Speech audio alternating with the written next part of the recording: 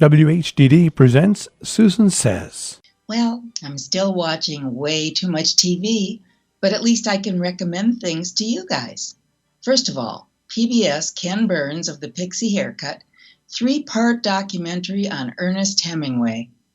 Now, I have not read any Hemingway since college, a little too macho for me, but I don't know about you guys. After this, I will not read him again. What a jerk.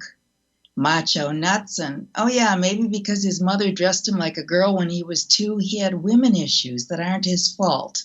Dr. Freud, hello? He was a prolific, consequential stylist who changed literature, no doubt. And I didn't realize, I should have, that he wrote To Have and to Have Not. The story that the movie was made, it was rewritten for Humphrey Bogart. I think Hemingway wanted to be Humphrey Bogart. But anyway, he had so many concussions, his brain was definitely fried. He survived a couple plane crashes, and one of his sons was a transvestite, and oh gosh, moving on. Lately, I've been watching lots of documentaries on serial killers. I have no idea why.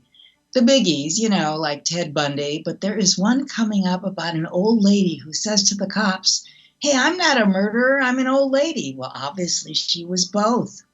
Rifkin is very impressive, or I should say expressive, about his killings. He wants you to like him. We don't. There was a fascinating one about an English woman serial killer, a knifer. It was told from her daughter's point of view. She's worried she inherited some killer genes. Sad that one was. A documentary on the late Prince Philip made me like him more. His family history was interesting. His devotion to the Queen Elizabeth really monumental to her success. So he was a little politically incorrect. Hey, why not? He had a sense of humor, which many do not. Then a brilliant documentary about his mother, Alice. Descended from Queen Victoria, she married a Greek royal who was then deposed. She was put in a mental hospital for her religious fantasies. He left her. She was deaf as a child. She had to learn lip reading. She led the most extraordinary life. Alone in Greece, when the Nazis took over, she saved Jews personally, had them live with her. Then she became a nun. And oh yeah, it's all amazing, but it gives you a sympathetic feeling about Prince Philip now that he has just passed. My favorite show, The Voice, again saving me. The banter between the judges is getting a little too much. Blake, cool it. But the voices are amazing, and it's so nice to escape the news and enjoy a song or two. Of course, I'm watching the Derek Chauvin murder trial all day. The prosecution was amazing.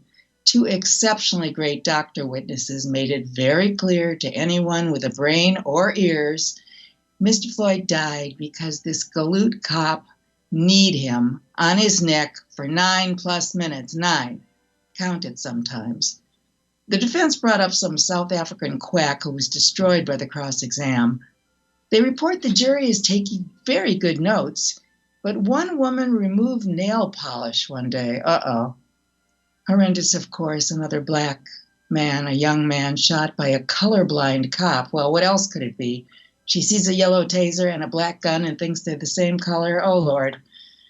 I need to find some comedies or read a book or get out of the house, I know.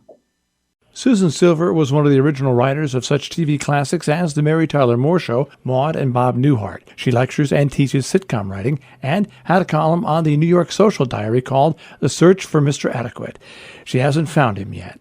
Appearing on TV and radio often, she expresses her views on life and opinions on everything.